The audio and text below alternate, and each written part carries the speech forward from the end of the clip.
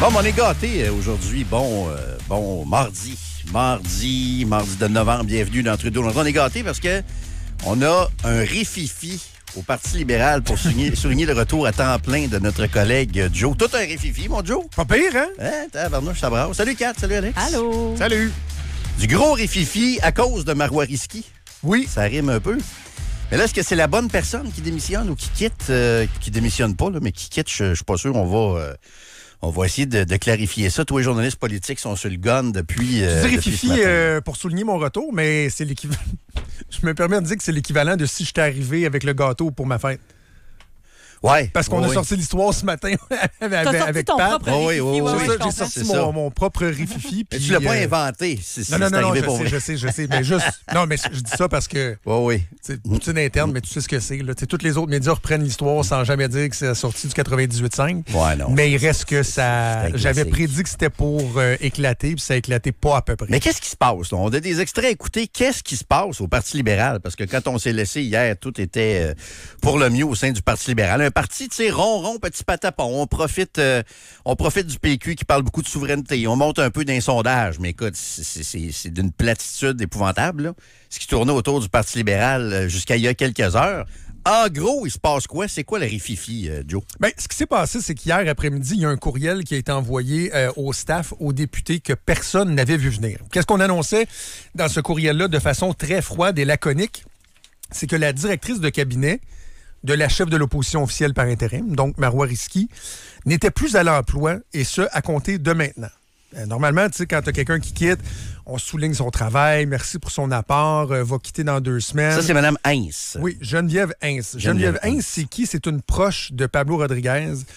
Elle a été 5 ans directrice de cabinet de Pablo Rodriguez. As-tu traversé le pont avec lui quand il est venu à Gatineau? Là? Oui, c'était sa famille, mais exactement. Disons qu'il l'a amené à Québec. Là. Elle a traversé le pont à ce moment-là. Et Pablo Rodriguez, donc, doit nommer Marois Risky quelqu'un chef de l'opposition officielle parce que lui, il ne peut pas siéger, il n'est pas élu. Il décide que la chef de cabinet de Marois Risky va être sa collaboratrice à lui, Geneviève Heinz. Ça fait un peu la courroie de transmission entre la chef parlementaire et le chef du parti. Mais là, ce qui est arrivé, c'est que Marois Risky a congédié Geneviève Heinz sans avertir Pablo Rodriguez, sans avertir les employés, sans avertir les députés du caucus. Or, ce que j'ai appris dans les dernières heures, c'est que dans la lettre qui a été transmise à Mme Heinz pour lui annoncer bye-bye, on allègue des fautes graves. Des fautes graves. Qu'est-ce qu'elle a fait de grave, Mme Heinz? Ben, c'est ça qu'on n'est pas capable de savoir, mais moi, j'entends parler même d'une plainte qui aurait été déposée auprès du commissaire à l'éthique en lien avec la course à la chefferie qui a porté Pablo Rodriguez au pouvoir. C'est ça, c'est grave. Écoute, il n'y a rien d'avéré. Il y a d'autres médias qui parlent du DGEQ aussi. Là. Qu'est-ce qui se passe? Moi, on me dit que c'est pas le DGEQ. On me dit que c'est pas le DGEQ. On me parle du commissaire à l'éthique. Mais écoute, Marois Risky, pour l'instant, n'a pas commenté officiellement. Elle a été convoquée d'urgence par Pablo Rodriguez ce matin. Est-ce que Pablo pourrait avoir triché? Je sais pas. Il y a beaucoup de questions. Puis, je dois vous dire une chose, l'information circule un peu moins vite ce matin parce qu'ils sont pas au Parlement. D'habitude, dans quelques minutes, on a le mémérage, puis on a le score encore plus précis que ça, mais ils sont pas. Il y a moins de mémérage de corridor parce qu'ils sont pas à Québec. J'ai passé ma soirée au téléphone hier et ma matinée aussi, après ma chronique, il y a bien des gens qui parlaient, puis tu sais, c'était la consternation la plus totale parce que personne ne savait ce qui se passait. Et là, je vous parle d'officiers parlementaires, de députés, de staff haut placé du parti. Personne ne sait ce qui se passe. Mais toujours est-il que Pablo Rodriguez a rencontré Marois Risky et lui a montré la porte. Donc, Marois Risky n'est plus la chef de l'opposition officielle par intérim. Ce qui n'est pas une très bonne nouvelle pour les libéraux en général, je trouve. Et je reviendrai dans un instant, mais on y reviendra dans un instant, mais suspendu du caucus du PLQ aussi. Puis son mari?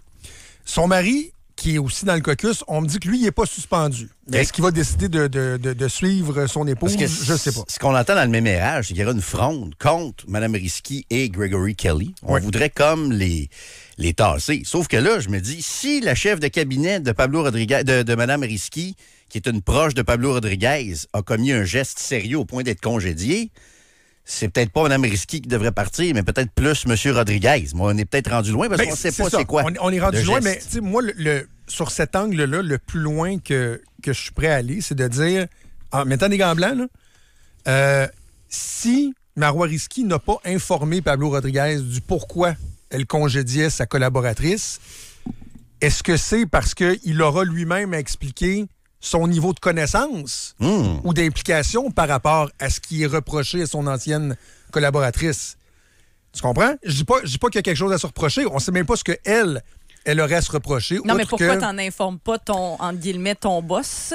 Je dis pas que c'est ça, mais c'est bizarre. Là. C'est bizarre de prendre une décision comme ça sans en informer le principal intéressé.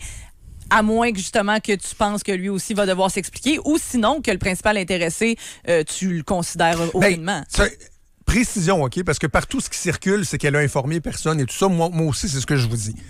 Si je vais juste un petit peu plus loin, ce que je sais, c'est qu'au courant de la journée d'hier, Pablo Rodriguez, le président du Parti libéral du Québec, Raphaël Primo-Ferraro, était au courant qu'il y avait quelque chose qui ne marchait pas. Il y a eu des discussions. Il y a eu des discussions entre Marois Risky et Pablo Rodriguez.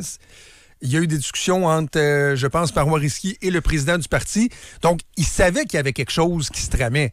C'est juste qu'au moment où elle a pris la décision et qu'elle l'a congédié, là, ils n'étaient pas au courant qu'elle le faisait. Mais c'est pas vrai qu'ils ne savaient pas qu'il se passait quelque chose d'autre. Autre élément que j'ai su... quoi qui s'est passé, c'est sûr.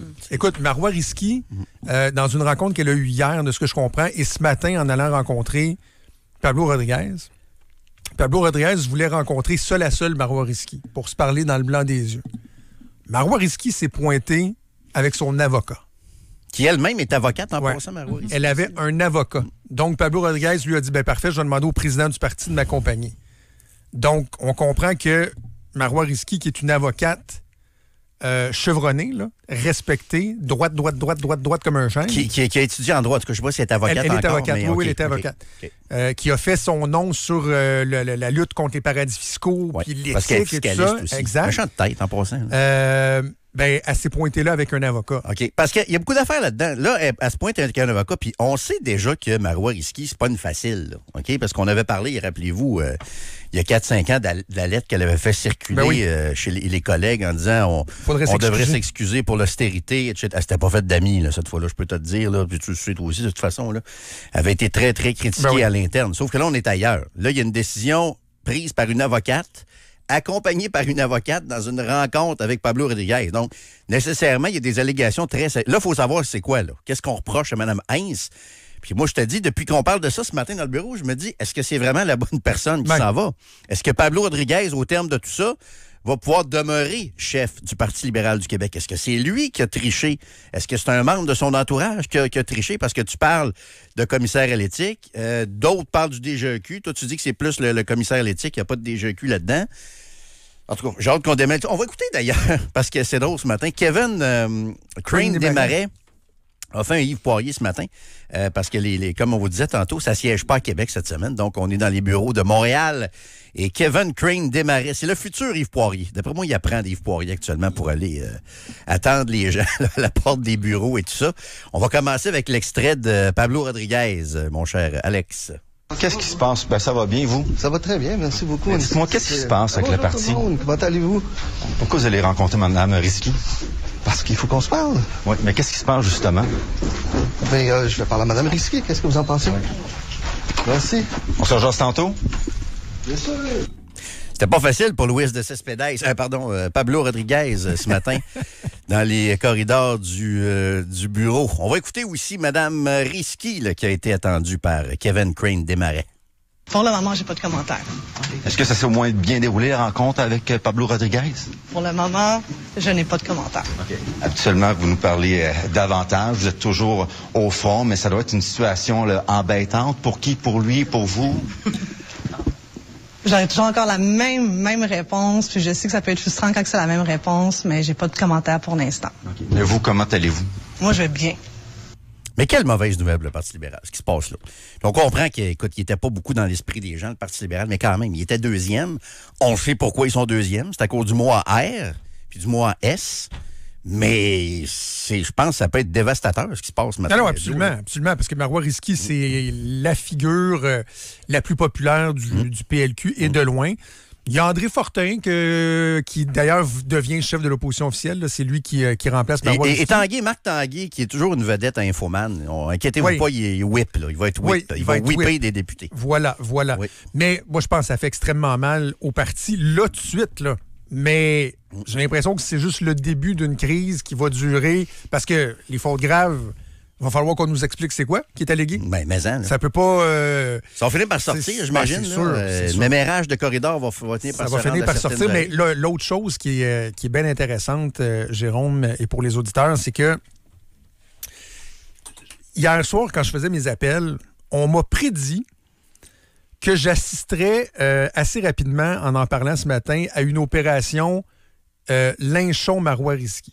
Oui, et M. Kelly, là. Et c'est exactement ce qui s'est passé. Même pendant ma chronique avec le collègue Pat, déjà, j'avais des messages de « Ouais, mais Marois est pas facile, hein? Puis Marois est bien exigeante. » Puis ce qui est vrai. Déjà, ce qui est tout à fait vrai, OK? À quel niveau est-ce que ça devient désagréable pour des gens et tout ça? Mais là, moi, ce que j'explique aux gens qui me spinent ça, parce qu'il y a comme un spin organisé, c'est que moi, je fais la part des choses entre est-ce que c'est facile de travailler avec Marois Risky? La question on peut se poser. Et là, on a un cas particulier de fautes graves alléguées, de gestes qui ont été commis non pas par Marois Risky, mais par l'entourage de Pablo Rodriguez. Ça n'a pas rapport avec « Ah, Marois est exigeante. » Mais lui, Pablo ne pourra pas traîner le mystère longtemps. Il va falloir qu'on sache rapidement parce que ça va toujours être l'éléphant dans la pièce. Chaque fois qu'il va ouvrir la bouche, qu'il va aller faire un point de presse, il va se faire poser des questions. Fait que rapidement, je pense qu'on va falloir qu'on nous dise exactement ce qu'on a reproché à Mme Heinz. On nous dit que soudainement, il a l'air moins rassurant un peu avec sa belle barbe, M. Pablo. Il n'est plus à Ottawa non plus. Hein? C'est un exemple encore ce matin que la POC va plus vite à Québec qu'à Ottawa, là, avec Kevin Crane Desmarais qui l'attend au bureau. C'est un petit peu plus... ça roule un petit peu plus. Puis je pense que M. Rodriguez, c'est jamais bien adapté. Il est mauvais aussi, on va se le dire depuis le début. Là. On va arrêter de se compter des peurs. Il est pas bon, mais là, on sent que le conflit n'est pas nécessairement relié à ça. Depuis le début, avant que je m'absente au mois d'avril, combien de fois je disais que Pablo Rodriguez... C'était une autre chose, Pablo à Ottawa versus Pablo à Québec, et que j'avais de sérieux doutes. Je dis pas que ça va foirer, mais en tout cas, à date, c'est pas concluant. Et là, il a sur les épaules une crise, non pas sans précédent, mais majeure. Effectivement. OK, parfait. Donc, s'il y a du nouveau là-dedans dans le Risky Gate, le Rififi Risky, tu nous tiens au courant, mon cher Joe? Yes. On va suivre ça, bien sûr, avec attention aujourd'hui.